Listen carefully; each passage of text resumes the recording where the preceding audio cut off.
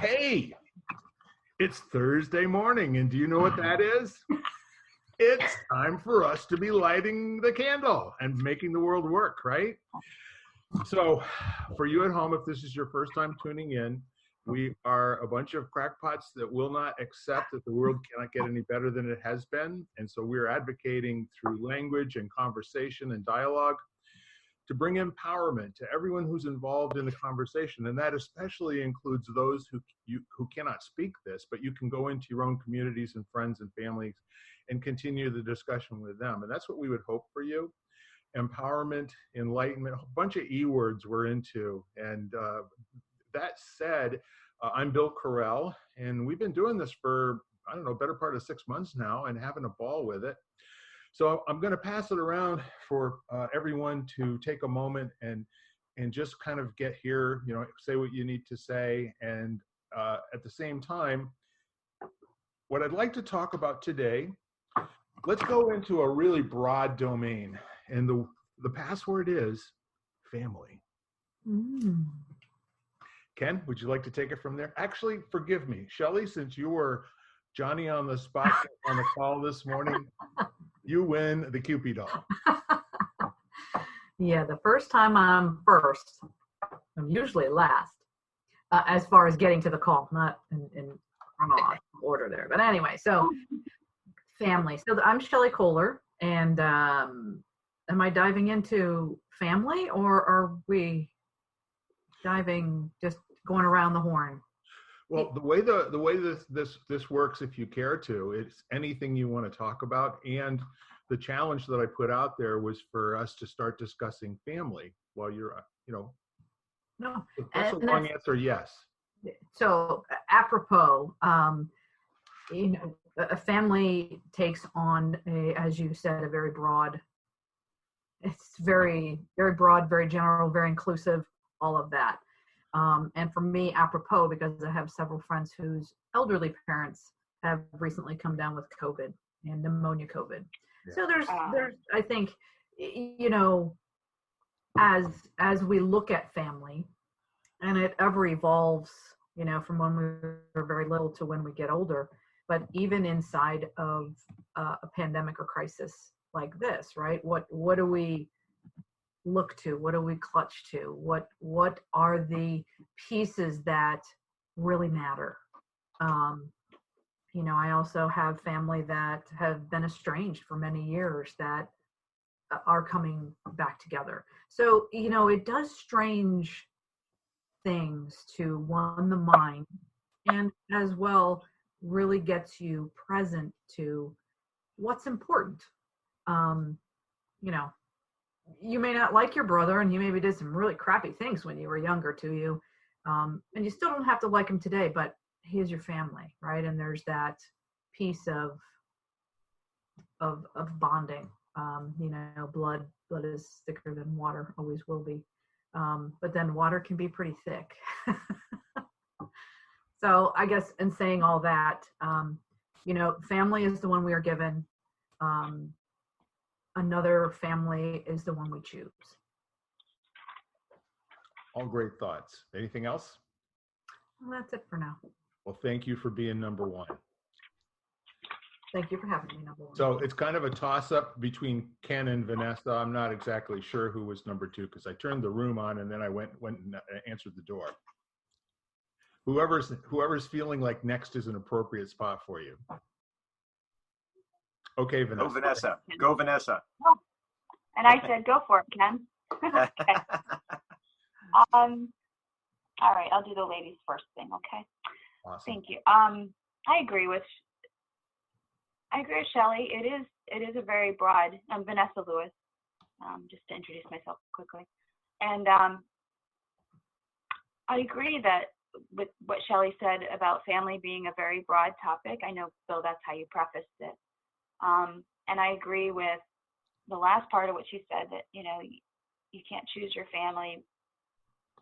No, I'm sorry. Now you're going to have to repeat that. Can you please repeat what you said at the end, Shelley, about choosing the family and having a blood family? Yeah, you can't choose the family that you were given, but you can choose to have a different family. And I don't Oh, remember okay. exactly how I said that, to be honest with you. We'll have to listen to the tape later. Now you're acting Right. like me. I don't ever remember once it leaves my lips. But there is the family we're given and the family we choose. Yeah. So I agree 100% with that. And I remember how last week we were talking a little bit about, well, our topic was on love, which is another very, very broad topic, if not more broad. And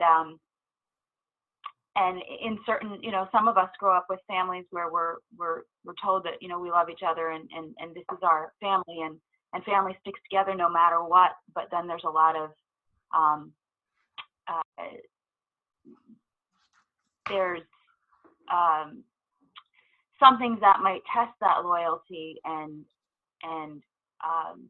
I think this is, as we get older, more than just discovering our own individuality, and maybe we start to separate based on our own beliefs. And then again, I think a lot of us can agree, especially as we get older, Shelley, with what you said, that you can't choose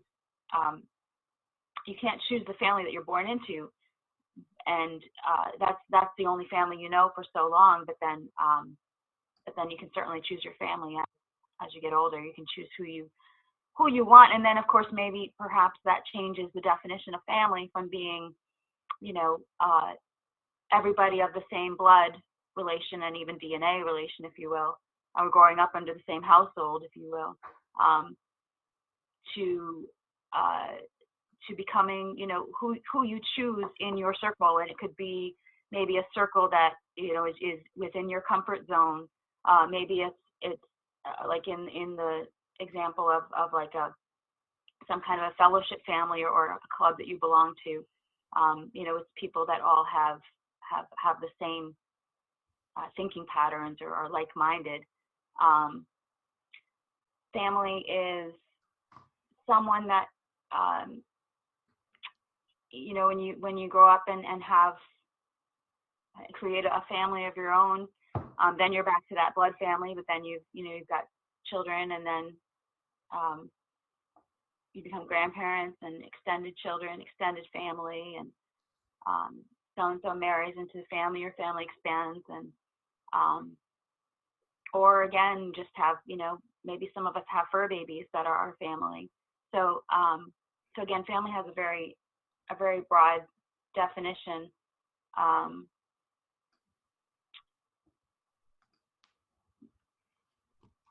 But it's a word. I know sometimes we talk about, I'll leave it here, and then I definitely want to hear what everyone else has to say. But I know also sometimes in previous podcasts, we've talked about the feeling of words. And I know that the feeling, the word family, there was a time in my life when the word family, made the hair stand up in the back of my neck, or I didn't get a very good feeling from it. But I definitely enjoy and love the word family very much. And I think it's a really important word in our society and in our culture. And I'm talking about both the family I was born into and I'm blood related to, and the family that, which I will forever love, and then the family that I've chosen throughout my life, or who has chosen me, that I will also forever love. So family to me means love. So I'll leave it at that. Thanks. Awesome. Great start. So, Ken? Yeah, I like what Vanessa was saying. It's I don't know. I think it's just kind of interesting, people's relationship to the idea of family and what they associate with that. And so much of it is experiential, and it's different for each of us. Like even blood, I mean, that's, if you were adopted, like I'll tell you guys that story sometime. I was adopted in my 30s. So, so there's not, believe it or not, there's actually not a lot of blood relatives. I have some, but many I never met. So, so that gives you a different feeling of fantasy of family from someone who's, they've had more the traditional, kind of upbringing where, they can follow back for generations and stuff. So, but what's always interesting to me is the way people use family in what would be considered non-traditional contexts, like as a business, as a sports team, some community that they share ideology with or interest with, so what's the curiosity to me is more what's behind that? What are the common connections that people find that they express through the feeling of family? Great. Anything else, Ken? Nope. I promise there will be. I know you. Miss Lisa. I was thinking Ken was right with his little Freudian slip of fantasy. I wanted to hear more about that Oh, too. yeah, I heard that too. Absolutely. That was pretty cool. Because if you break it down, I think a lot of people have a fantasy about what family should be. Yes. Yeah. Yeah. So, Mhm.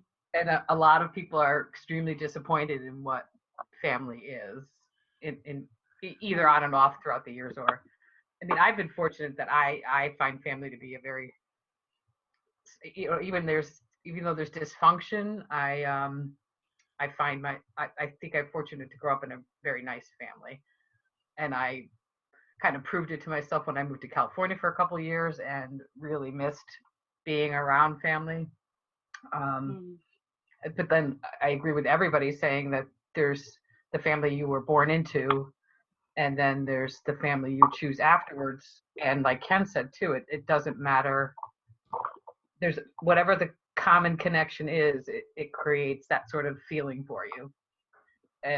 But I also think like blood family, for me especially, it's like the only time not only time, but where I can feel mostly unconditional love, because I will forgive them just about anything, even if it's a fight that lasts a little while longer. But we'll let each other back into our lives again because we almost have to. It's like they're there, so I might as well forgive them now.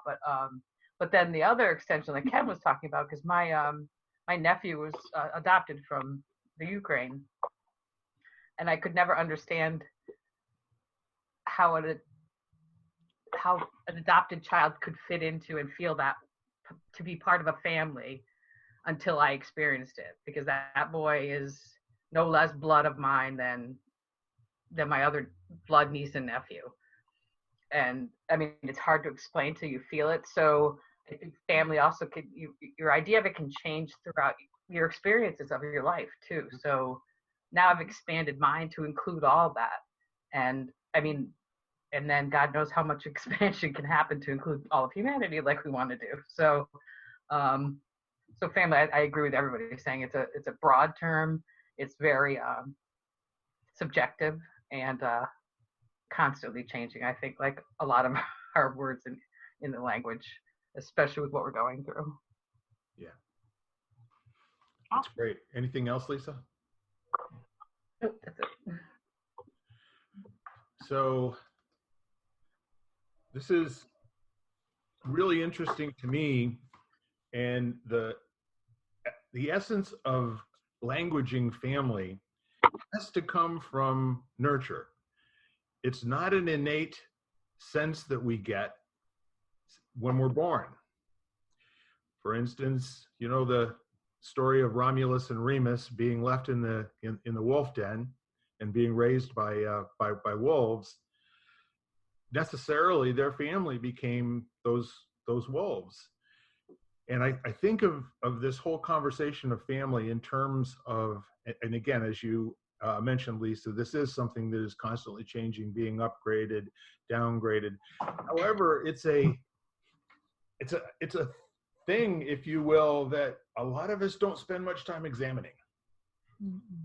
That family becomes this sense of something that isn't necessarily spoken and shows up like a whole bunch of feelings. When they talk about holidays, where you get to recreate the misery of your youth with the original cast, that whole idea, that the feeling that you have all about my brother Huma, my other brother Huma, and my sister and my mother, and there's a lot of us there. So I think of that in terms of I'm going to talk about immigrants for just a minute and what I've seen and experienced personally with large immigrant families, especially first generation. They tend to be very family centric. They tend to be, in my experience, very interested in passing the family legacy on, to their progeny and grandchildren. And what it boils down to in a lot of cases, it's a matriarchal kind of a thing that gets put together because the mother is constantly telling the children what's great about their dad, or what was great about her father, or what was great about their grandfather, et cetera, et cetera. So the conversation has less to do with conflict and bad interactions. They're there too, but there is this unshakable commitment to family first. And no matter what happens outside this house, the family is the family no matter what. So I don't know if I talked about this before, but I read a trilogy when I was, I don't know, in high school, 14, 15 years old, by, it's called The Trees, the Field, and the Town. And it was all about what happens, to the family unit as affluence starts to come into the picture. And people's lives are not about being, centric around something from a survival standpoint. And juxtaposing that to the inner city ethnic families, the Polish, the Italians, the Germans, the Irish, it was a dangerous place to be identified first as a certain ethnicity, and then second of all being that ethnicity in your bloodline. So the whole idea of family, comes back to the whole, I don't know, Romeo and Juliet story, West Side Story, all of these things that have nothing to do with going out and interacting with a manufacturing job during the daytime. There's some opportunity to define with your relatives what your family actually is for you. And we used to do that. I'm thinking about even into my early 20s and 30s when we got together 6, 8, 10 times a year for different holidays and birthdays and stuff. I am lucky to lay eyes on many in my family once every 2 to 3 years. The time has completely changed. And so I had absolutely no idea that I was going to say this before you guys all said what you said. But obviously there's a deep commitment inside of me, where love gets generated from. I love my family to pieces. And with me, they have an automatic, no non-cancelable get out of jail free card. Okay. As Lisa said, I don't care what they do or how they do it. They can always come home, or they can accept me into their home. And I think, there's that whole side of it. And then there's the whole side of it that when you're here, you're like family. Has anybody ever told you that when you go to their house? And I go, for God's sake, please don't treat me like family, okay? Not interested in that at all. Treat me with respect. So the whole thing in terms of what is it? It is really like nailing Jello to the wall. And again, I say it's a function of where you are at this moment. Vanessa? No, I'm sorry. When you hit on a good metaphor, I love it, whether it's cliche or not, but I like that. Nailing Jello to the wall. It is cliche. I like that. Yeah. One you don't hear often is nailing gravy to a wall. Even nailing a brownie to the wall is not that easy. Oh, you tried it? I've got one right here. I'm more than happy to demonstrate if you like. I'm sure chocolate chips or nuts might help a little bit. Yeah, so the whole idea is, that sense or that feeling, the all about, whatever it is that we're talking. And when you generally think of family and you generally think of family history, how does that make you feel? So, I sit here and it is absolutely a feeling, right? And it's also an interpretation of, what I want family to be. And if it's not that, then, it's something dysfunctional. It's like we have been given this template, and if it doesn't look like that in our minds, right? It's the feeling. It's kind of like, okay, well, that's not the family that I should be a part of, or that doesn't happen in my family. And then we set out to create the family that we think we should have had, or just kind of totally push away some of the things that the family that we did have is or does in society's eyes, right? There's this invisible benchmark or ideology of what is family, and it's ever changing. And it's one of those where it's funny because my family was always spread out, and we didn't see each other except for on holidays. And as we all grew older, I haven't seen my cousins in years. Yeah. I have cousins who have 4 children and they have children, and it's kind of like, what happened, right? The matriarch died, and now we no longer get together. It's no longer demanded that you show up for Christmas. I don't care if your brothers are fighting, you show up for Christmas. When that left, there wasn't anymore.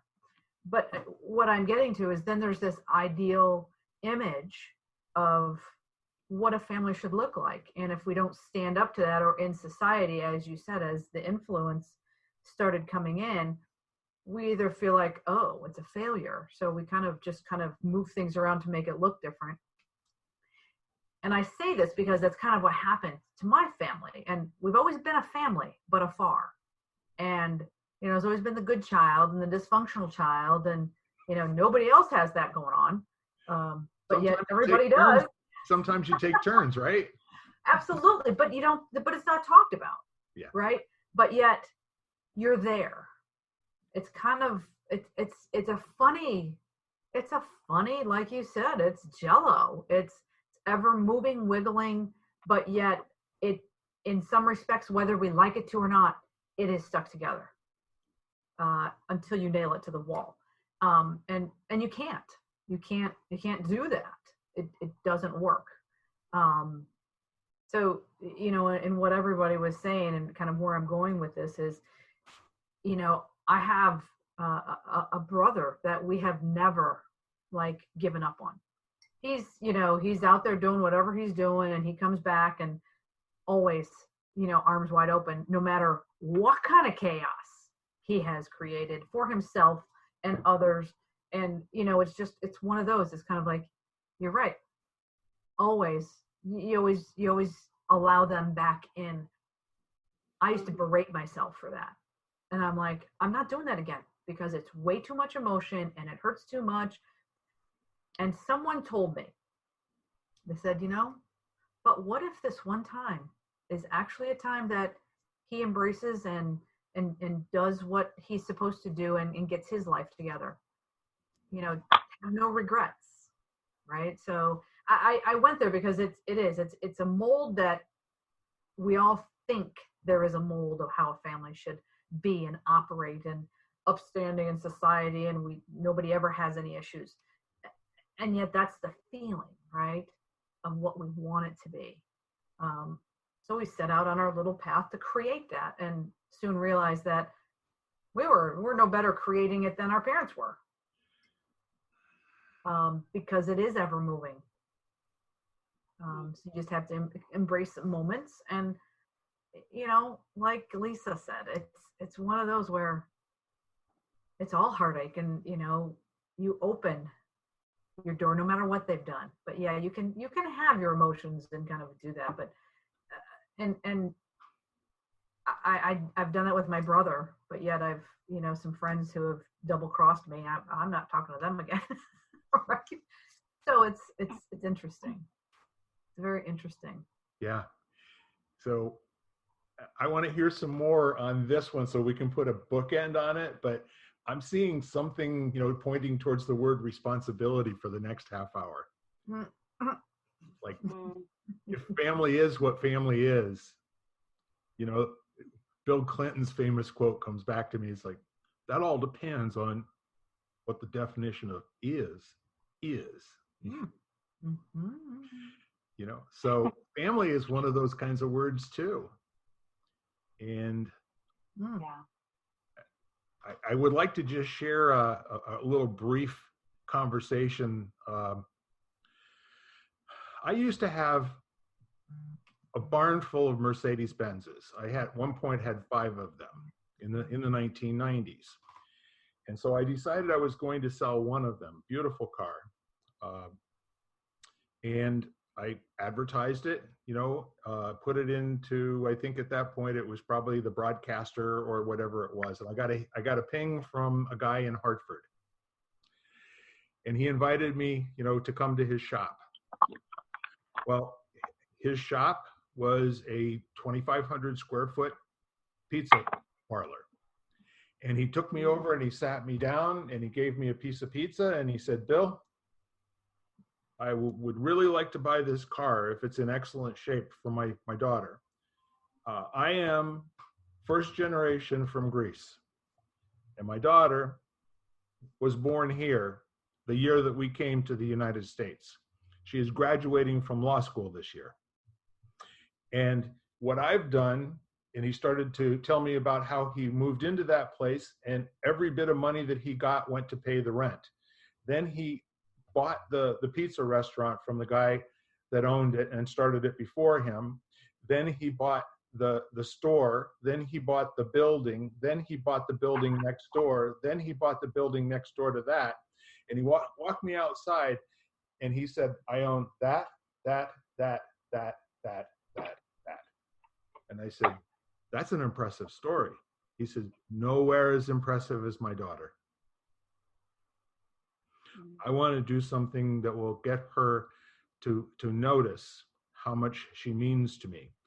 If I gave her all these buildings, that would make no difference whatsoever. She's not expecting a car. So I said, it's kind of clear to me that you're the person that needs to have this car. How much can you pay for it? Well, he made me an offer that was actually $5,000 more than I was asking. And I said, well, why would you offer me more money than I'm asking for the car? And he said, it's very simple to me. I would not give my daughter something that she ever thought that I bought at a discount. She means too much to me for that. And I said, if you're committed to that, how about I meet you halfway and you only give me $2,500 more and you give her $2,500 in the glove compartment. He said, deal. So, you know, when I think about where my experience with family over the years, most of it I've had to learn from other people's families because most of my family was in the Midwest or in Detroit. We rarely got to see those folks growing up. So we made our own family as we went along. And at this ripe old age of whatever I am right now, I still don't know for sure what family's all about. You know? And I have a thought. I'm listening. Just based on what everybody's saying, doesn't it feel kind of like it's a commitment to a perceived connection that revolves around acceptance? Because, you know, like you just accept the people in your family, whether they're different from you or similar to you, and whether the connection's genetics or proximity or whatever, you know, you just made a commitment that that's important enough that you're willing to accept that person for who they are. And, you know, and then you have all the whatever, but I don't know, it just kind of feels like that. And the interesting thing to me is the fact that that's an internal thing that you can take with you and create in any circle of humans that you choose to interact with. Like I treat you guys like family. This is no different to me. It's just, you know, and if I'm in a work environment, when I was racing mountain bikes competitively, that was a family, you know, it's just, we had a commitment to something that brought us together that we all saw value in, and then we practiced acceptance towards each other. Wouldn't that be interesting if everybody just did that everywhere they went? There are some people that do, Ken. Yeah, absolutely. They have a similar concept in terms of trying to describe what friends are. It's just everybody. Yeah. There's a bunch of them I haven't met yet, but they're all my friends. They're all my family. Yeah. So, and the other thing that just struck me, the fantasy thing was, there's one of the root causes of suffering in certain traditions is expectation.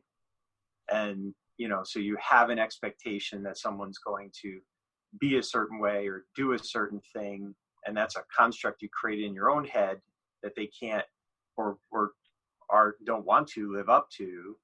And that creates a disconnect, So there's this whole thing about letting go of expectation and just letting it be what it is.